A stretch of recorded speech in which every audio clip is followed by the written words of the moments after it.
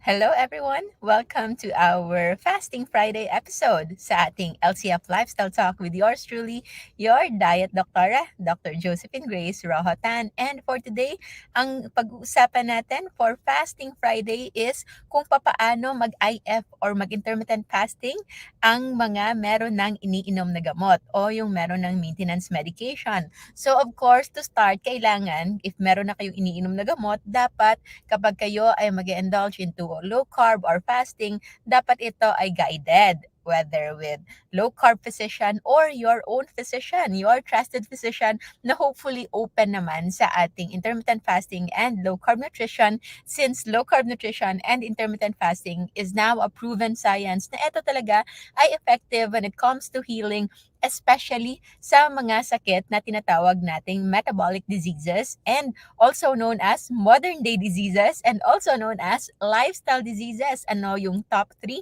na mga sakit na yon?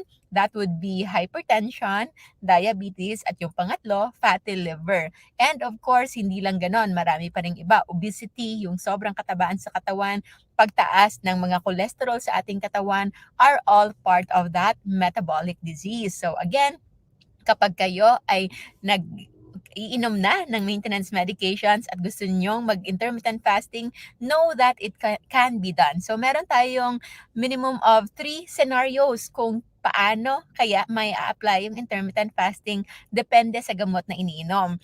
So number 1 would be the meds taken before meals. Kung meron kayong mga gamot na binigay sa inyo na dapat itong inumin bago kumain, say for example, yung mga thyroid medications like levothyroxine or yung mga sa peptic ulcer disease or sa GERD or hyperacidity like omeprazole, usually yung advice nun, kailangan itong inumin 30 minutes minimum before mealtime. So usually, kapag madali, kapag kami ay nagre-reseta as doctors, usually sinasabi na namin 30 minutes before breakfast. And of course, yung ating isipan, breakfast dapat sa umaga, alas 6, 7, or 8 o'clock in the morning. So, all of those are possible breakfast. But know that breakfast doesn't need to be early in the morning. Pwede kayong mag-breakfast ng 11, pwede kayong mag-breakfast ng 12.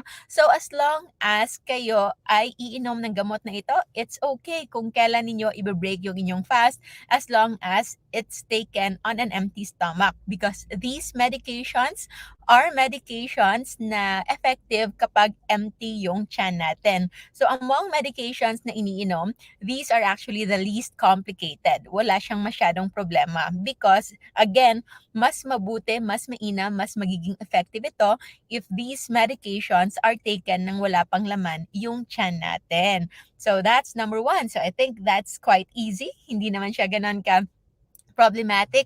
Now, the thing is, yung mga medications naman na dapat kainin after meal. So, kapag kayo ay naka-OMAD or TMAD, of course, medyo mahihirapan tayo niyan. But again, just know na kung nagsisimula pa lang kayo, hindi rin kailangan ng fasting.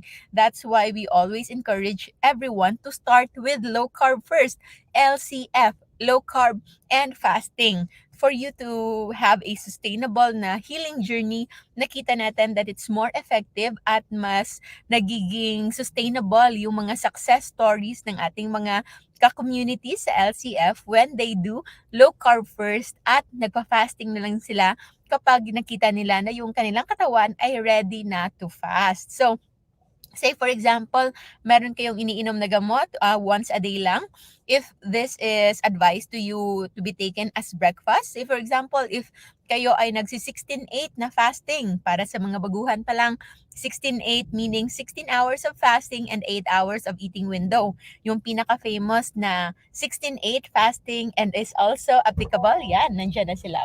So, come in love. So, for those na nagsi-16-8, so say for example, you will end your meal at 6 o'clock, pwede na kayong kumain the next day by 10 o'clock in the morning. And speaking of that, it's already time for us to break our fast. Actually, nauna na ako mag-break ng aking fast because we have a lot of errands today. And love, pwede ka lang kumain if you want. Later ka na.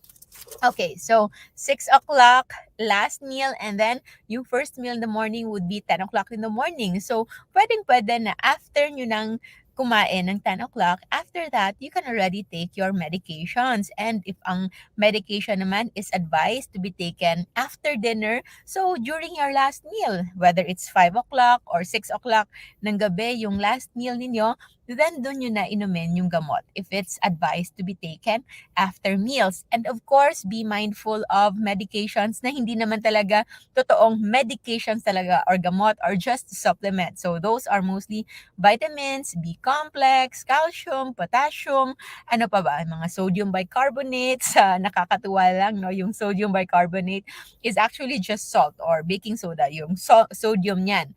And people who are usually given sodium bicarbonate are those people na pinagbabawal yung pag-intake ng salt.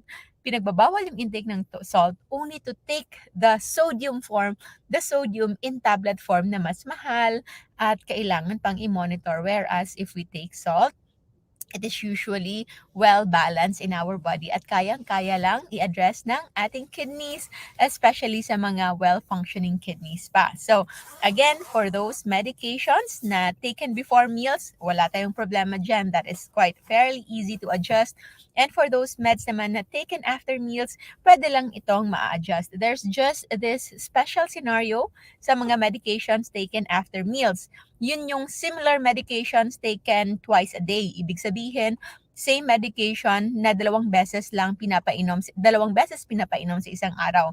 So usually, based on their half-life or their effectivity sa ating katawan, at least 12 hours apart sila for them to be considered very effective. And say for example, if you take the other one at 12 noon and the other one at 6 p.m., baka merong panahon, merong time frame na around 6 hours na medyo overdose yung nainumin ninyo kasi naglalump. So, if this medication is advised to be taken 12 hours apart, better talaga to take them 12 hours apart. And so, kapag kayo ay nangangailangan pa ng ganitong gamot, then you don't need to also stress yourself about fasting. Your healing can just happen kahit pa 12 hours lang yung fasting niyo. So at least do a circadian fasting of 12 hours. So 7 a.m. to 7 p.m. or 6 a.m. to 6 p.m. The earlier, the better. So maybe 1 hour difference, 13 hours fasting, hindi na ganon ka malaki yung effect niyan. But at least you can still have that minimum fasting of 12 hours for healing.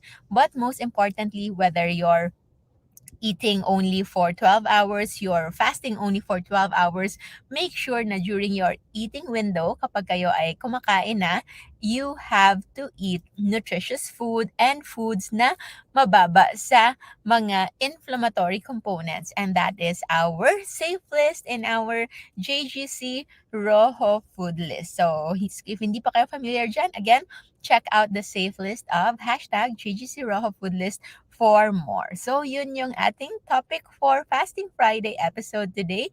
Intermittent fasting at maintenance medications. Paano yan pagsasabayin?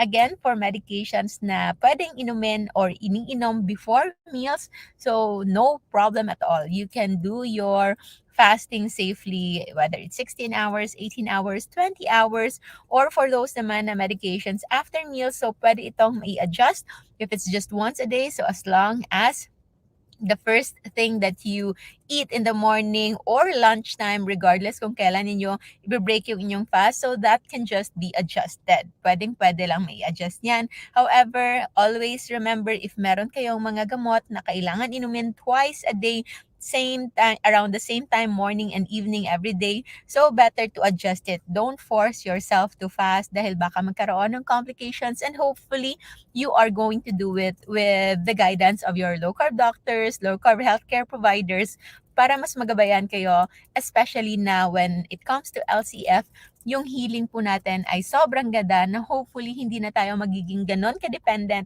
sa medications, or if ever mangangailangan pa tayo ng gamot, it's just going to be very minimal para yung healing talaga natin ay magiging sustainable. So, yan yung ating topic for today, intermittent fasting and maintenance medications. I hope you are able to learn something. And in case you want a structured learning program, meron tayong LCF Masterclass by yours truly. Message lang yung admins natin on that page, and also Hope to see you around in our LCF Center. Message lang yung admins natin in that number. And hope to see you all in Davao for those who are in Mindanao at makakapunta in Davao City on December 22, 2022. Kita-kita po tayo doon for our year-end party again. So for more details, check out jgrtanmd.com for more. So thank you so much, guys. Maraming salamat, and as always, remember to stay low carb so that we all stay safe. Bye! Thank you so much for watching. If you like this video, you can see more contents in our YouTube and Facebook channels at Dr. Josephine Grace Rojo and Dr. Josephine Grace Rojo Tan, respectively. For those who wish to be guided, we have an ongoing structured learning program where we will teach you how to adapt a low-carb and fasting lifestyle for healing specific modern-day lifestyle diseases like diabetes, hypertension, cancer, fatty liver, PCOS, GERD, and many more. You can send an email to our admins or send a DM in our inbox. I hope to see you all there. Thank you so much. Stay low-carb, stay safe. Bye!